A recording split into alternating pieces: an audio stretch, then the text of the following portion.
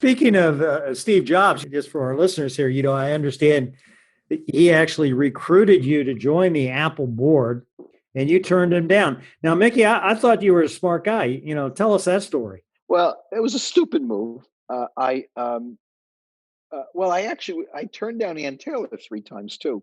It was not smart. I was a conservative guy.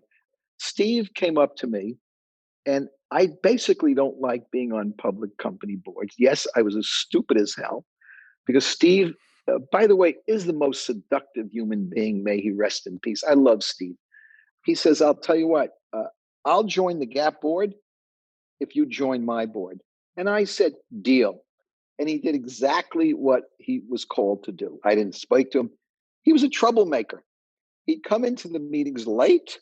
He'd come in and start to he just created a lot of problems. And no one really liked him except me because actually I loved him when he came in and he would argue and he would say this and he would say that. And so that's how we did the deal. So you went on his board and he went on yours. Exactly. Well, what do you think Steve Jobs learned from you, Mickey? Well, it's a good question. I know he wanted me there because he wanted me to help him in retail. And Steve is a kind of guy, we maybe all have friends like this. No matter what, you feel stupid. And by the end of a meeting or whatever, I designed with him the first store. We killed the design, and then we designed from that.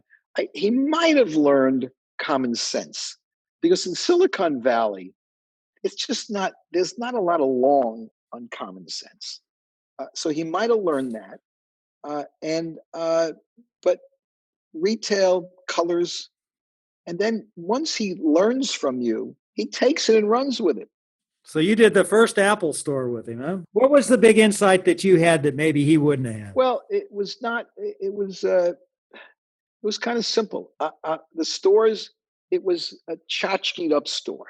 It wasn't clean. It wasn't simple. It wasn't timeless. And the first thing was we walked in. We had a warehouse we took. I said, get a warehouse and build a store. So we walked in, and I said, Steve, it was just really horrible.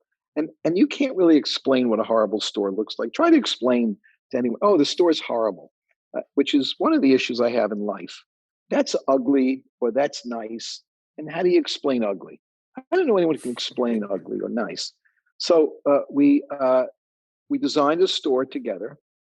I forgot who the architect was, and to me it was white, clean, and showing product, and a store you'll be really comfortable being in, and that's what we did. And I mean, the stores still feel the same. He became the greatest retailer in the world really fast, and he studied and he asked people, and nothing stopped him from learning. And he acted like I worked for him, which was fine. I was proud to be to get woken up in the morning or late at night. It was, this is Steve calling. That's all right. I'll be there.